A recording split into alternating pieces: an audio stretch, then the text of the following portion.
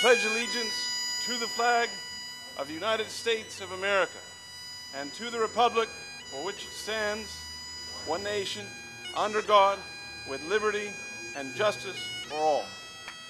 Mr. President, we have done everything that could be done to avert the storm that is now rising before us.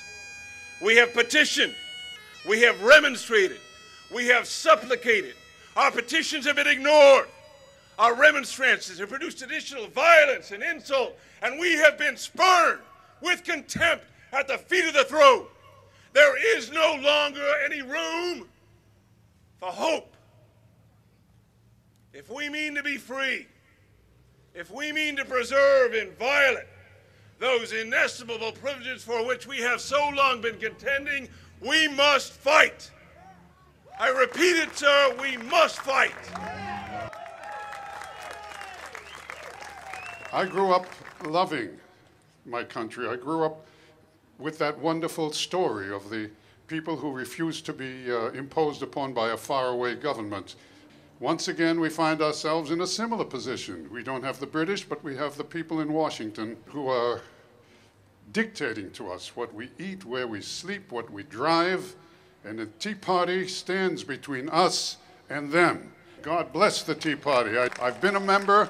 I think they're the most wonderful people in our country, and I thank you all for coming today. I'd like you to join me now in singing our national anthem.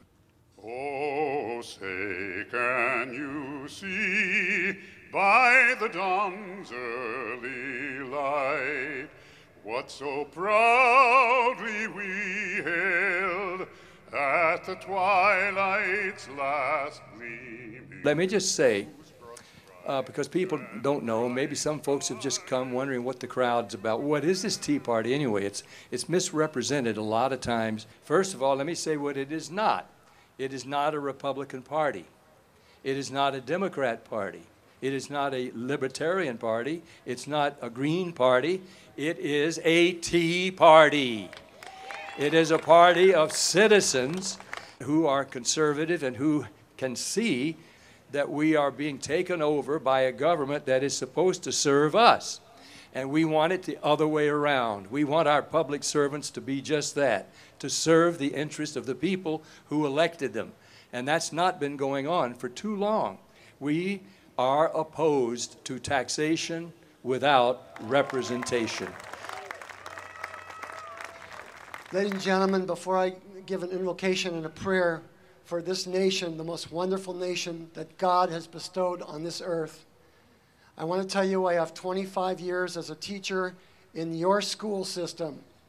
And what Ed Ames sang today is being nullified and canceled out by the CTA, Communist Teachers of America.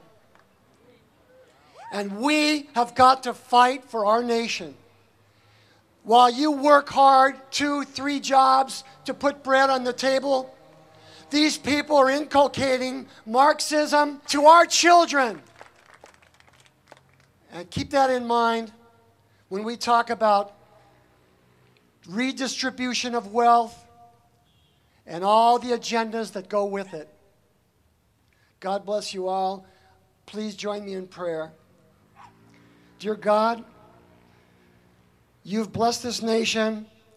Bless us at this time in this critical hour where this nation faces its gravest challenge. Cause the citizens of this nation to raise their eyes upward to you. Let us see the values and the foundations that have been put to us by our founding fathers. God bless our troops.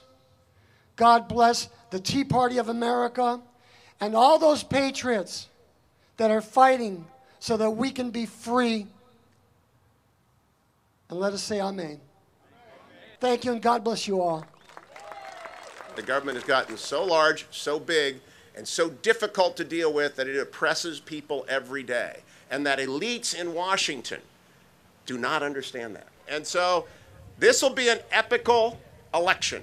Started in 2010. It is actually a 2-year cycle that is the Tea Party cycle. I think political scientists 100 years from now will be talking about what began in 2009 and carried through until 2013, and there'll be work beyond that. But I think you will see the wave continue to come in because we have the stories. I want to tell you very quickly about the lucky 7 stories. There are 7 themes that we're going to drive this election with. Theme number 1, I don't have to say any more than this, Obamacare. Number 1. Number 2, I don't have to say much more than the word Boeing. Boeing has done so well, they have to build a new plant, make a lot of airplanes, and they picked the plant site in Charleston, South Carolina, and they went down and they built it, and then the Obama appointees to the National Labor Relations Board sued them and attempted to say they could not run that plant because it was an unfair labor practice. Guess what? If Boeing can't build, then you can't build where you want to build your jobs. Number 3, it is the EPA. Now, the Environmental Protection Agency has become a giant foot on the neck of American business. A 4th agency and a 4th story, Consumer Product Safety Commission. They regulate every single child's product in the United States. They tell you what cannot be made and what can be made. They penalize, they take away, they destroy. And when I did 2 shows on this, it was heartbreaking. I had calls from all over the United States. Story number 5. This one, I think, strategic error on the part of the Democrats to do this.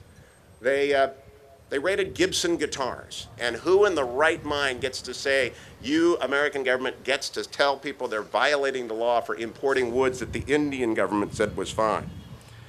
Number 6, 3 words, fast and furious.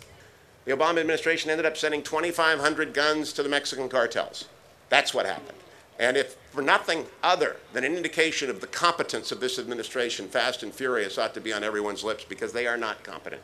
They are extremely incompetent, and that incompetence is endangering every single American out there today. And then finally, story number 7, crony capitalism. Whether it's Solyndra, whether it's the new scandal that is breaking out, whether it's the takeover of GM, whether it's the takeover of Chrysler, whether it's the missing $850 billion stimulus that we don't know where it went. You can't ask anyone, can you point to me something that we built with that? Try that on your Democratic friends. Try that. Ask them, just show me the money. Show me where it went. That's just from 3 years.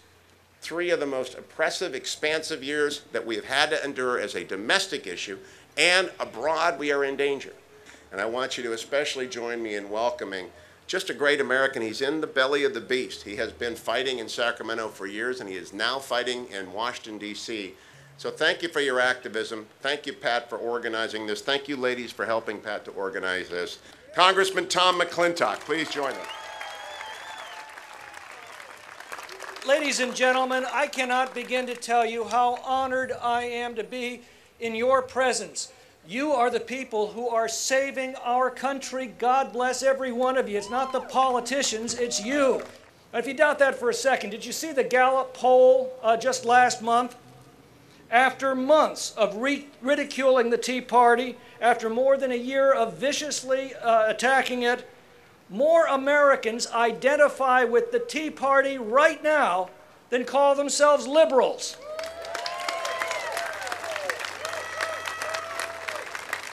And Pat Boone was absolutely right. This is not a Republican phenomenon. If you look at the polling of Tea Party members, you'll find that, yes, about 60% are Republicans, but 20% are independents, another 20% are Democrats. Now think about this. Long before we had the Tea Party, didn't we have another name for such a phenomenon? Didn't we used to call that the Reagan Coalition? And it's alive again in a new generation. You know, I've been in politics a long time. My experience is when your opponent starts calling you names, you've won the debate.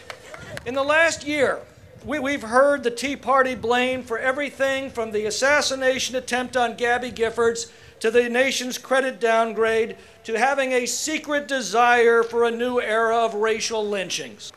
But remember, for some very good reasons, our system of government is specifically designed not to turn on a single election, but rather on a series of elections.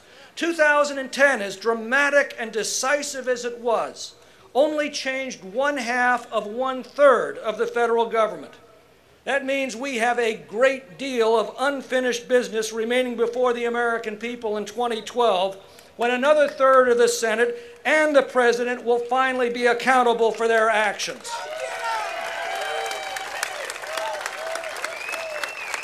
And the good news is, you have not been intimidated. You have not folded up your tents and gone home.